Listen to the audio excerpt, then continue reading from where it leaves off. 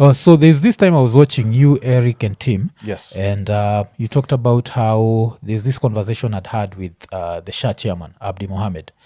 And you said that Badai, you received a call from like someone close to the government about it. And they were saying that maybe the figures that I put were too low.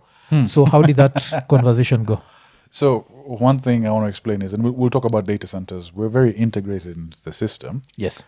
And I have a lot of people that I know very and closely work with that are involved in both public and private sector. Yes. And so it was just sort of a conversation from someone who is very close to the project. And it was just, I think those figures are a bit off and this and that. Yeah. And I was basing it from a perspective of dealing with customers that have data centers space with us that are very similar in size to Shah. Yes. So I think initially we were talking about $50 million, right? And I'll give it from the perspective of a data center. So let's put that in shillings. So the Shah whole thing, the project is supposed to cost 104 billion. Sindio? Kenyan shillings. Which is how much? 104 billion, that's like 800 million dollars. Which is $10 million. Now like 104 million should be around maybe 800 million. Okay, if Because it's a billion dollars would be 130 billion Kenyan shillings, yes? But we're dealing with 104 billion. shillings, Yes. which is about $10 million. No, 104 billion shillings would not be $10 million. It would be around $800 million. 104 billion shillings. Okay, sorry, my math is a bit messed up. So Yes. $1 million is 130 million shillings. Yes. $10 million is 1.3 billion shillings. $100 billion is 103 billion. 100 and okay. We were both confused. Yes. Wacha tufanye $1 billion. calculation. Yeah. Wacha tufanye hivi. $1 billion ni want. 130 billion. Sindio? $1 billion. Yes, ni 130 billion Kenyan shillings. So that's why I'm saying, because this is 0.8 billion dollars would be around 104 billion Kenyan shillings. Okay, so in dollars, we're talking how much did they spend? They're claiming 800 million. $800 million. Yes. And you remember you told me 50 million. So that's why I'm talking to them. I'm like, these numbers are inflated. Like there needs to be, even if it's a margin of error, it has to be close. Which is similar to the conversation I had. So the model we work in with data centers is yes. We build out an industrial sized data center. And the target clients at the back end are people who have data that they want stored somewhere and the physical infrastructure. Because normally what happens is as a company grows, the IT room, they get a rack, they get servers, they have to buy AC, they have to buy cooling, they have to buy a generator. Yeah. Those are all costs. Now your company's IT guy, should he be running around trying to fuel your generator and look for parts for the cooling? Or you come to us and for a monthly cost, we have an industrial size complex. Yes. Where you put your infrastructure, then you pay per rack space taken. It's like IT real estate. So that's what we do. We sell IT real estate space. Yes. And the numbers may have changed, but I'm assuming for a 1 megawatt site, you're spending anywhere between $8 to $15 million. And Yes. that 1 megawatt site is of IT power, meaning it's 300 racks dedicated for you to use, and in our case, multiple customers. Yes. So in the case of Shah, and comparatively, if I'm looking at, let's say, Shah is part of the government. If I'm looking at a customer similar to their size, I would take multiple banks. Yes. So Shah, obviously, day one has a lot of users, more than the banks, right? Yeah. But the banks have a smaller customer base, but more transactions, Yeah. which means more compute power. So if I would take the top 3 banks and host them with us, they would fit in our data center. Yes. And there would be still plenty of space. And that data center now, if I, let's say, even go to $20 million, I have more generators, I have more backup, I create a disaster recovery site. If I add in another $10 to $20 million, let me take care of my licensing, my infrastructure, my hardware. If I stretch it and I even go to $100 million, that means multiple sites all over the place, connectivity, redundancy. Yeah. I'm talking tier 3 plus levels of uptime. And that's 13 billion Kenyan shillings. A lot. And this is a lot of money, right? So, for example, we're building a 6.5 megawatt data center. That's 3,000 racks. Yeah. Okay. And this is now meant to be the new hyperscale site for a lot of the regional BFSI enterprise, and BFSI is banking, finance, the insurance sector. A lot of the content delivery networks, the large conglomerates, the large cloud players, this is for them. And we have not spent nearly as much as these guys are saying. Yeah. Right? So just from that perspective, I felt it was an overshoot. But then again, we have to give them the benefit of the doubt. Maybe there's stuff that we can't tell on the back end they've done. Maybe I think how Abdi tried to justify it, he said that that budget is inclusive of tablets. Come on, tablets gani ba? Sindo nashindwa. Because unakumbuka tukisema with $50 million we are getting some state of the art stuff, sindio? And then don't forget, I was telling him that as the government, if they go to Huawei and they say we want some state of the art tablets, because don't forget, right now China has the biggest dick in the room when it comes to tech. Yes, so China can give us very fast computers at very affordable prices. We would not need to spend like all that money, and that's the problem I've always had with the government, where I feel like the worst thing about African governments, there's a clip I shared this week, and the clip was some white guy talking about how they need to recolonize Africa because Africa can't govern itself. And then he went ahead to say something like Africa is run by people who are just looting and lining their pockets. And that's the problem. You have this noble idea of SHA. Yes. SHA, we've pushed it and said it can cost $100 million, yes? For state of the art, everything is perfect. Yeah, you're talking creme de la creme. You decide to use 800 million. So 700 million is going to line pockets. You see how messed up that is? Like, this $700 million, you can use it to build other stuff that's state of the art. Like, I'm trying to, again, I'm trying very hard to see it from their perspective.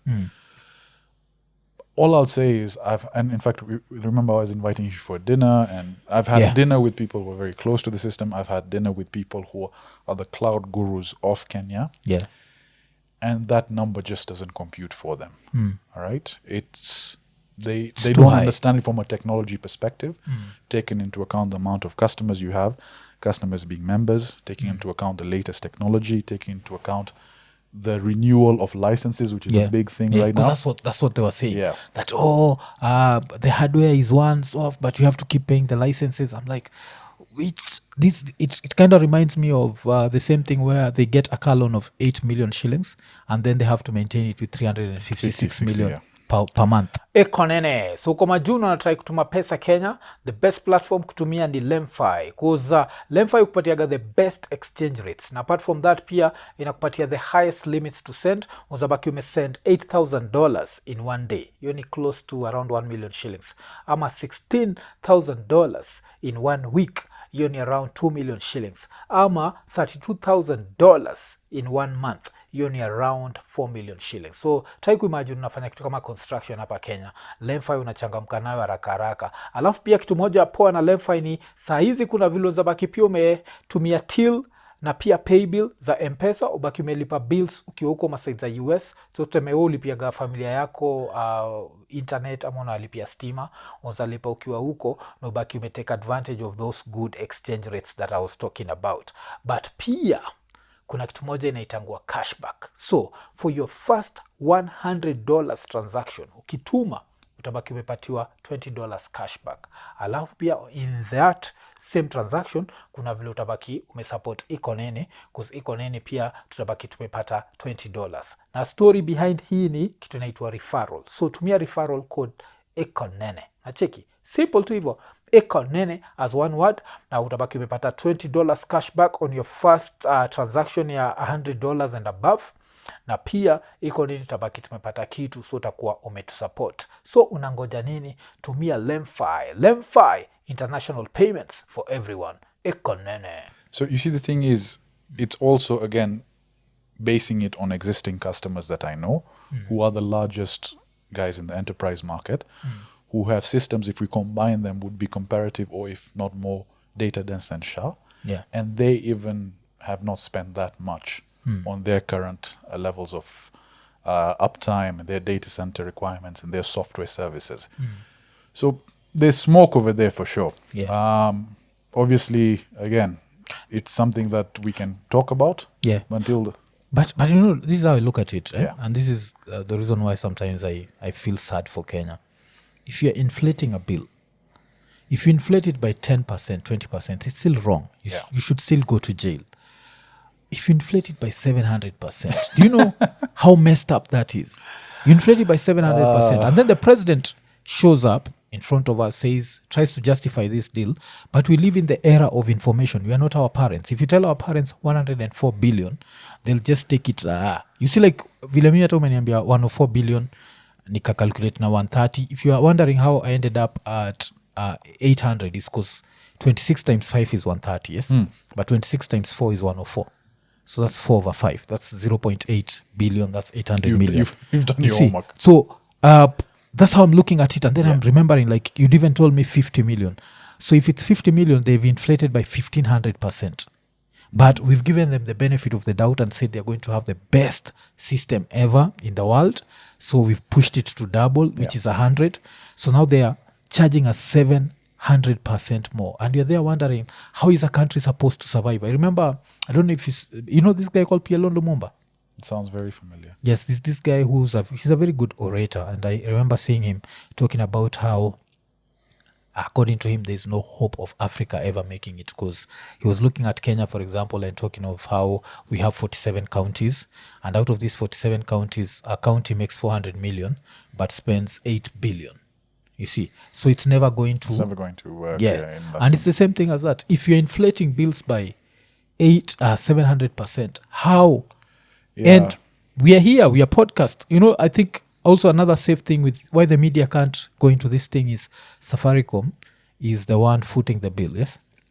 You know, the money is coming from Safaricom. I didn't know that, yeah. Yes, so since the money is coming from Safaricom, no advertiser, no media house can touch it because they need the advertisement. But all I'll say is, if they're spending that much on SHA, it better be a fucking impeccable system. It better have 4K streaming. It better, because that's robotics for surgery. Uber Eats delivery mechanisms. It has to be the best system that forget Kenya, for East and Central Africa, for Africans have ever seen. It has to be something that we can use effortlessly. The UI needs to be seamless. It has to be integrated into our every aspect of our life. If you're spending that much money, we should start seeing benefits and rewards. But I've not seen, have people started talking about the pros of SHA? So the pros are there. Like when I sat down with Abdi, I remember I told him, he convinced me on why SHA is a good idea. But the only thing I was telling him, like, when we think of SHA, we'll always think of 104 billion. Yeah, the idea, I guess, is good. It's just the implementation of it. It's not even the implementation. They're going to implement it maybe in a good way eventually, but the thievery, the inflating by 700%. You see, now you're starting on the wrong foot, because 700%, all I'm seeing is individual pockets getting lined up. And then we are here as Kenyans trying to make it through an honest hustle. And then after inflating something by 700%, you turn around and you tell us, you know what, we need to increase taxes. We're like, no. It's a rock and a hard place, man. We're caught in between visions of people that want to see the country go far. We're caught in between the need and want for people to take as much as possible. We're caught in between people that choose to ignore it and people who choose to fight for it. So again, let's say, do you think, in the grand scheme of things, Muff, do you think what we do over here, what we talk about it, do you think it genuinely makes a difference? Yes, I think so. Like, they'll ignore it, but we put the information out there. This is how I look at it. When the Goldenberg scandal was happening, there was no such platforms. There was no, exactly. Yes. So with this, I can be like, I had the SHA chairman here. We sat down and Which I told him, amazing, by the way. Yes, I told him it's inflated. You see? Yeah. And then he talked about licensing. Now I've had someone who works at a data center telling me, even with licensing, we are not reaching $800 million. Yeah. He said over the span of 10 years. Okay, maybe I didn't put that. Even over the span of 10 years, are we still spending $800 million? We'd have to understand again what type of licensing they're doing, what type of compute equipment, what type of network agreements they have, what type of capacity. That's why we're thinking state of the art. You think state of the art. Think of the best. So what they could do for the to put this to rest, to just put everything out publicly. This is the back-end systems we're running. This is the equipment. These are the data center specs. These are the generator sizes. These are the amount of tablets we have. Each independent sites have these generators. Each site is connected via Starlink. Maybe this is the capacity in between. It's not a shared link. It's a direct access link. These are the firewalls we've put into place. If they could do it at that level, then obviously, then you can justify where you're spending that, right? Because you've heard that saying, if you assume you're making an ass out of you and me. And that's what we're all doing right now. Maybe they've spent that 800 million shillings genuinely and done that, but we can't see what the back end is. But in order to just put it at rest, just tell us what you have. Maybe there's IP protected stuff that you can say, okay, we can't really reveal what this is because of a new technology. Maybe it's AI based or something.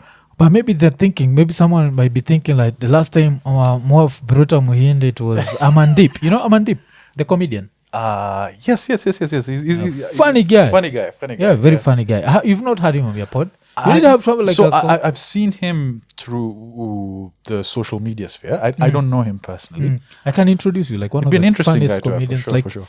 He did this very funny set about hand jobs. It was so funny that some woman was like behind us, and she couldn't believe. I don't remember what she said about it. Like that's how odd she was. Oh, he was like, people are going to think he's gay. So he was talking about how he can't compare his own hand job to the one that he's given by a chick, because he has all this practice. Yes, he's had practice for years. To be fair, it's true. Yeah. But the chick is there like this is something she does once every other time. So there's someone who's like,